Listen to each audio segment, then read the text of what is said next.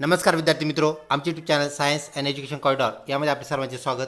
B.Ed cap round 2024 या अनुषंगाने आपण व्हिडिओ पाहत आहोत. आपण ज्या बाबीची अत्यंत आतुरतेने वाट पाहत होता ती म्हणजेच आपल्या फायनल मेरिट लिस्टनंतर असणारी कृती, आपले कॉलेज ऑप्शन फॉर्म भरणे याचा शेड्यूल, जो की आपल्याला अवेलेबल झालेला आहे, आपल्या CET सेलवरती आलेला आहे. शेड्यूल पाहण्यापूर्वी आपण जर आमच्या चॅनलवरती नवीन असाल तर कृपया चॅनलला सबस्क्राईब करा. तसेच व्हिडिओ आवडल्यास नक्कीच मित्रपरिवारामध्ये शेअर करा व व्हिडिओला लाईक करण्यास विसरू नका. तर चला जाऊया आपला कॅप शेड्यूल पाहण्यासाठी CET सेलच्या वेबसाईटवरती cetcell.mahacity.org असं टाईप करून आपण येथे पोहोचतो. त्यानंतर आपल्याला वरती स्क्रॉल करायचं आहे. स्क्रॉल केल्यानंतर हायर एज्युकेशन या अंतर्गत आपलं बीएड आहे हे आपणास माहीत आहे, तर त्यावरती आपल्याला क्लिक करायचं आहे. म्हणजेच बीएड न्यू ही जी टॅब आहे तिला आपल्याला क्लिक करायचं आहे.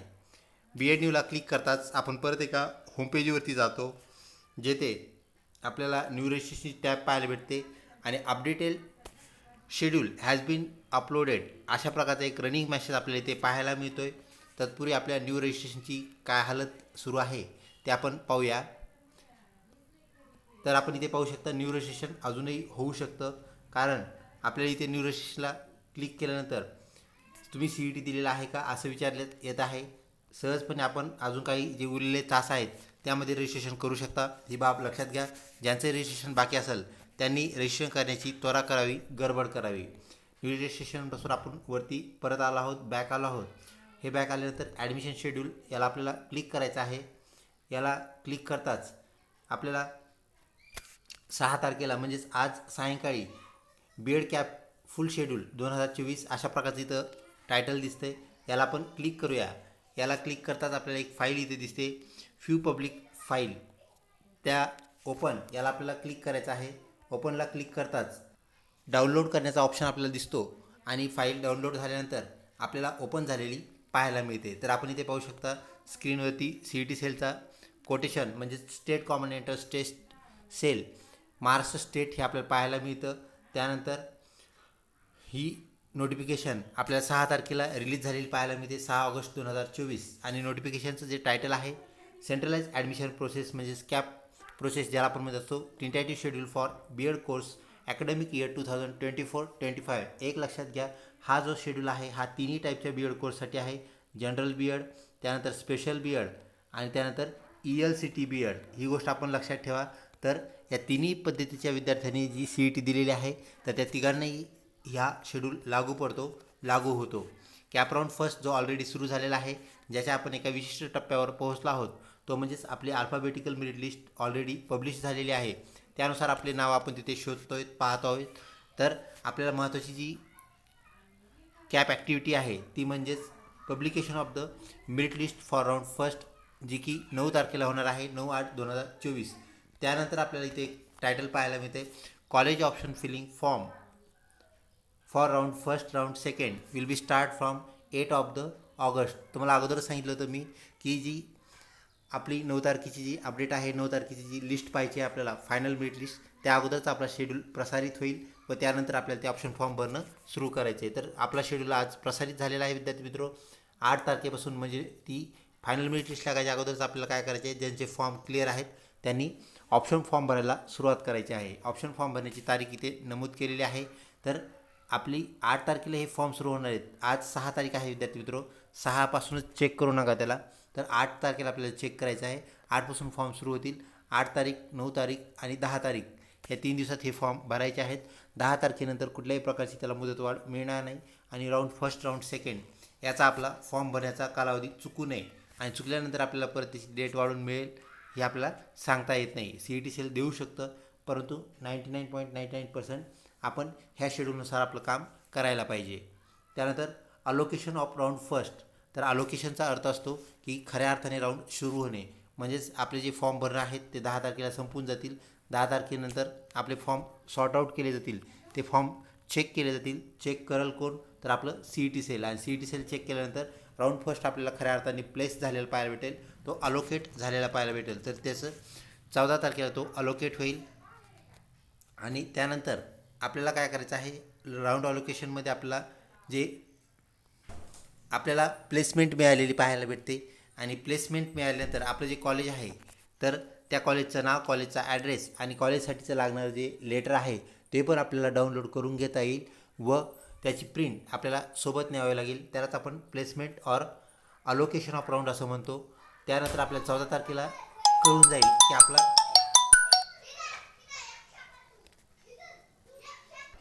तर 14 तारखेला आपल्याला त्याचे अलॉटमेंट लेटर मिळतील. ते आपल्याला डाउनलोड करायचे आहेत व त्याप्रमाणे कार्यवाही करायची आहे.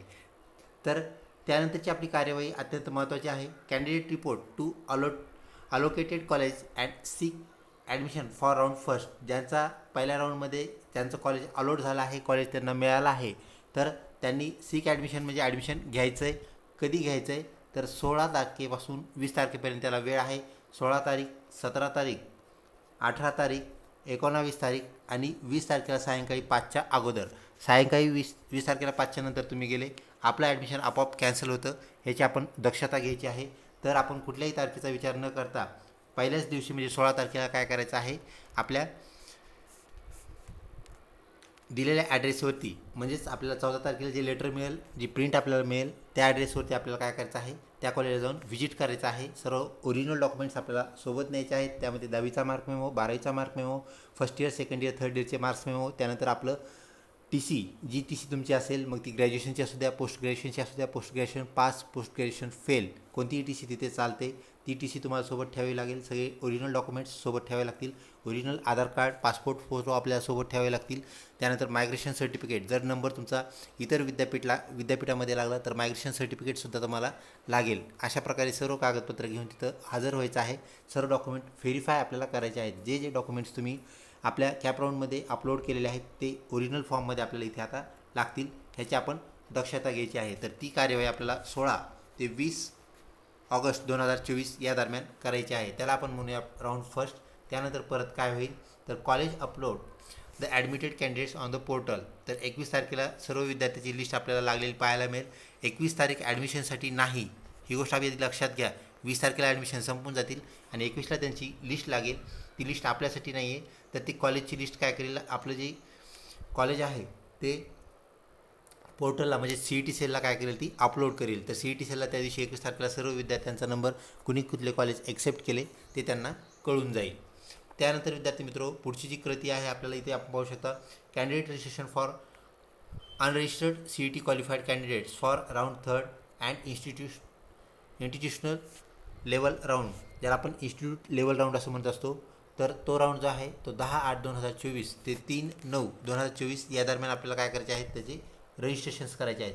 कुठल्याही कारणाने जर आपलं रजिस्ट्रेशन राहिलं असेल, आपल्याला फर्स्ट राऊंडलासुद्धा रजिस्ट्रेशन करण्याचे अजून काही तास बाकी आहेत, ही गोष्ट आपण लक्षात घ्या. सुरुवातीलाच आपण दाखवलं रजिस्ट्रेशनची टॅब तिथं ओपन आहे, त्या टॅबमधून तुम्ही रजिस्ट्रेशन करू शकता.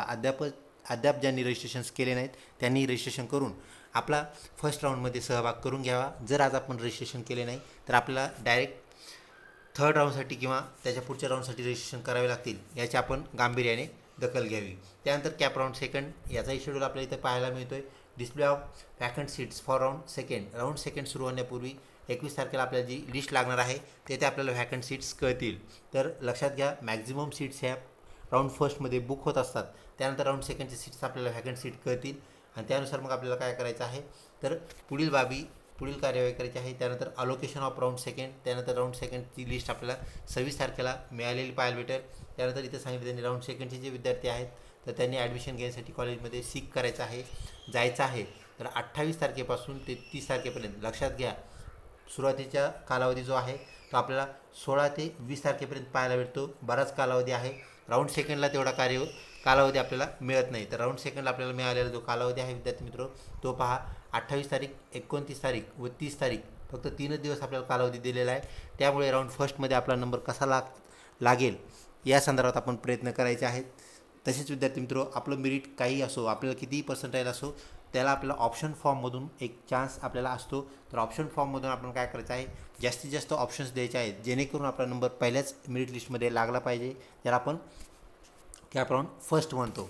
तर सेकंड नंतर आपल्याला लागण्याचे चान्सेस कमी होतात. मेरिट कमी असेल तर अजून आपल्याला परेशानी झालेली पाहायला मिळते.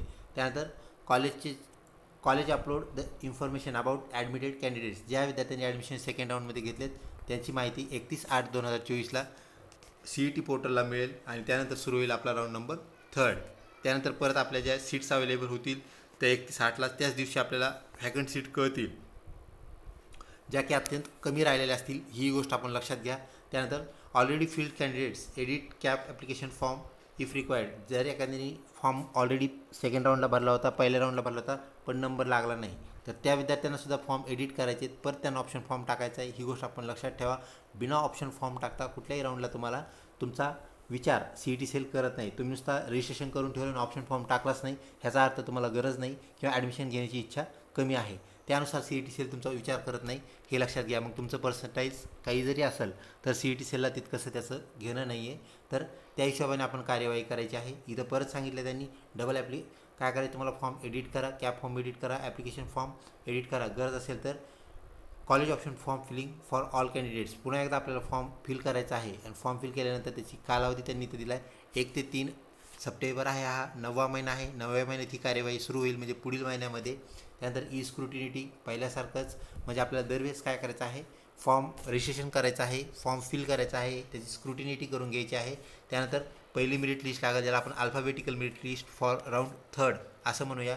त्यानंतर परत आपल्याला ग्रॅव्हियन्सेस काय असतील ते दुरुस्त करायला टाकायचे आहेत. ते परत एकदा लक्षात घ्या, ज्याने पहिल्या राऊंडला रजिस्ट्रेशन केलं आहे त्याला सगळे जरी राऊंड फेस करायची गरज पडली तर कुठली त्रुटी पुढे त्याची आलीच नाही पाहिजे. कारण आपल्याला पहिल्या राऊंडला माहीत नव्हतं की त्रुटी कशी येते, आपल्या चुका कोणत्या होतात. पण राऊंड 2, राऊंड 3, राऊंड 4 किंवा त्याहीपेक्षा राऊंड 5 पण आपल्याला कधी कधी झालेला पाहायला मिळतो व्हॅकंट सीटनुसार. तर हे लक्षात घ्या, आपलं कुठेही त्रुटी आपल्या परत राहायला नको आहेत. आपण सर्व काळजी घेऊनच काय करायचं आहे, रिमेनिंगचे राऊंड्स असतील, आपल्याला जर गरज पडली, पर्सेंटाईल कमी असेल, नंबर लागला नसेल तर आपल्याला ते फेस करावं लागेल आणि कुठलीही त्रुटी राहू नये याची आपण दक्षता घेऊन हे काम करणं गरजेचं आहे, नियोजित आहे. त्यानंतर इन्स्टिट्यूट लेवल राऊंड ज्याला आपण म्हणत असतो, तर खऱ्या अर्थाने हा कॅप राऊंड आहे, म्हणजे असिस्टंट कॅप राऊंड आपण ज्याला म्हणतो. तर डायरेक्ट कॉलेजमध्ये जाऊन आपण इथे व्हिजिट करू शकतो, ज्या कॉलेजमध्ये आपल्याला ॲडमिशन घ्यायचं आहे. पण लक्षात घ्या, ही सुद्धा प्रक्रिया फक्त ऑनलाईनच आहे. आपल्याला वाटेल की कॉलेजला जाऊन व्हिजिट करायचं अगोदर नंतर हे करायचं आहे, परंतु ही प्रक्रियासुद्धा ऑनलाईन आहे. इन्स्टिट्यूट लेवल राऊंड आहे. डिस्प्ले ऑफ व्हॅकंट सीट्स 24 तारखेला याची लिस्ट डिस्प्ले होईल. Candidate fill in the online option form college choices for institute level admissions. तर इन्स्टिट्यूट लेवल ॲडमिशनसाठी आपल्याला परत ऑनलाईन फॉर्म भरायचा आहे. फॉर्म पूर्णपणे ऑनलाईनच आहे, हे लक्षात घ्या. कालावधी लक्षात ठेवायचा आहे, त्या कालावधीमध्ये आपल्याला ते कामं करायचे आहेत. कालावधी निघून गेल्यानंतर जबाबदारी सर्वस्वी विद्यार्थ्याची असते, ही गोष्ट आपण लक्षात ठेवा. कारण शेड्यूल आपल्या लक्षात ठेवणं, आपल्याला कोणती गोष्ट कधी करायची हे आपण कॅलेंडरवरती लिहून ठेवा, नोट करून ठेवा किंवा मोबाईलमध्ये नोट करून ठेवा आणि त्याप्रमाणे कार्यवाही करा. व्हिडिओ आवडत असल्यास नक्कीच लाईक करा, मित्रपरिवारामध्ये शेअर करण्यास बिलकुल विसरू नका. कॅप राऊंड संदर्भात कुठली अडचण असेल तर ती नक्कीच आपण कमेंट बॉक्समध्ये आम्हाला सांगा, त्याचं उत्तर आम्ही देऊया.